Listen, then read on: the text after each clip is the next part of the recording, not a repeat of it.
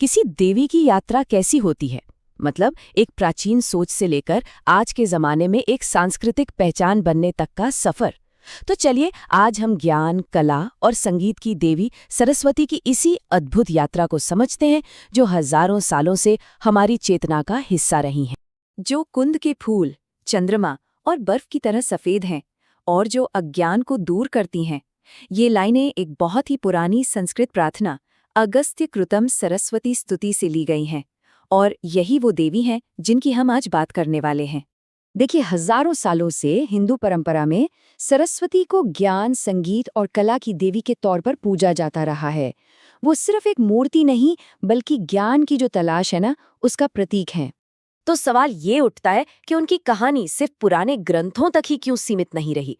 कैसे वो अलग अलग संस्कृतियों का हिस्सा बनी और आज के एक इतने बड़े त्योहार का केंद्र बन गई? आइए इसी में जरा गहराई से उतरते हैं। तो सबसे पहले बात करते हैं उनके उस मूल स्वरूप की, जो हमें हमारे सबसे पुराने ग्रंथों में मिलता है। कह सकते हैं कि यहीं से पूरी कहानी की नींव रखी गई।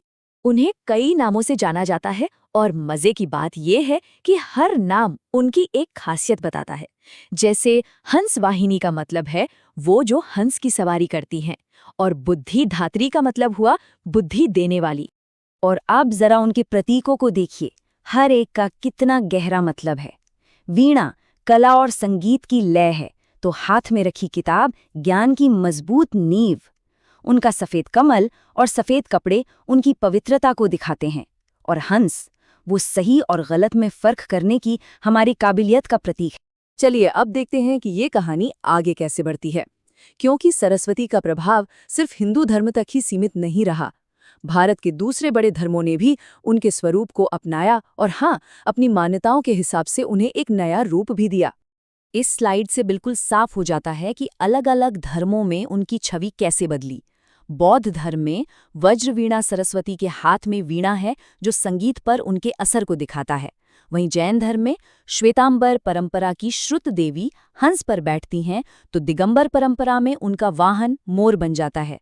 मतलब उनकी अवधारणा कितनी लचीली थी।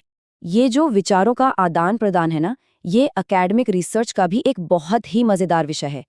ये हमें बताता है कि ज्ञान और कला के विचार किसी एक धर्म की सीमाओं में बंधे नहीं हैं, बल्कि ये यूनिवर्सल हैं। अच्छा, तो अब तक हमने धार्मिक और ऐतिहासिक बातें की। अब आते हैं एक बिल्कुल अलग पहलू पर। आज के जमाने का एक जिंदा दिल त्योहार, वसंत पंचमी पर होने वाली सरस्वती पूजा। एक कहावत है जो इस त्योहार की आज की वाइब को, मतलब माहौल को बिल्कुल सही पकड़ती है। ये सिर्फ एक पूजा नहीं है, बल्कि एक सामाजिक त्योहार है, खासकर नौजवानों के लिए दोस्ती और शायद प्यार का भी एक जश्न।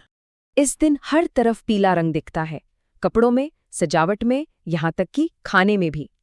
ये रंग वसंत के आने की खुशी और ज्ञान की चमक का प्रतीक है, जो जिंदगी में एक नई उम्मीद लेकर आता है।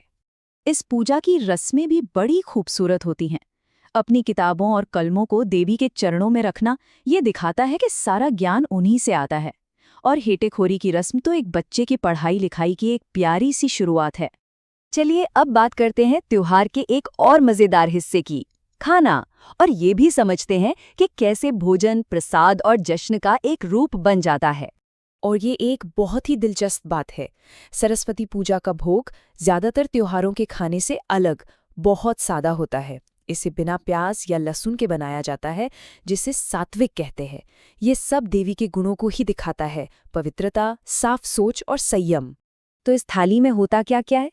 खिचड़ी जो मन को सुकून दे, लाबड़ा जो मौसम का जश्न मनाए, और कुलर चटनी। इससे तो एक अनोखी परंपरा जुड़ी है। पूजा से पहले बेर नहीं खाया जाता, ये देवी के प्रति सम्मान दिखाने का एक तरीका है। और फिर आता है गोटा शेद्धो। ये तो एक बहुत ही खास परंपरा है। पूजा के अगले दिन, मतलब शीतल षष्ठी पर, ठंडा खाना खाया जाता है, और उस दिन रसोई में चूल्हा नहीं जलता। ये सिर्फ एक रस्म नहीं, शायद बदलते मौसम में सेहत का ध्यान रखने का एक तरीका भी है। तो चलिए अब इस पूरी कहानी को एक साथ जोड़कर देखते हैं, उनकी इस अविश्वसनीय यात्रा पर एक नज़र डालते हैं। तो सोचिए, ये सफ़र एक पवित्र नदी से शुरू हुआ, फिर वो ज्ञान की देवी बनी, और उनकी ये पहचान पूरे एशिया में फैल गई, और आज वो एक रंगीन त्योहार का दिल है। ये सच में एक कमाल का सफ़र है ना? और अगर जैन परंपरा में उनके असर की गहराई समझनी है तो बस ये एक संख्या देखिए, 16। जैन धर्म में 16 विद्या देवियां यानी ज्ञान की देवियां मानी जाती है। ये दिखाता है कि ज्ञान की पूजा का विचार कितना गहरा और फैला हुआ था। और बस मैं आपको इसी सवाल के साथ छोड़कर जा रहा हूं। आज जब हम हर तरफ से इन्फॉर्मेशन मतलब सूचनाओं के समंदर में डूबे हुए हैं, तो क्या प्योर विजडम यानी कि शुद्ध ज्ञान की देवी का ये विचार पहले से कहीं ज्यादा जरूरी नहीं हो गया है? सोचिएगा जरूर।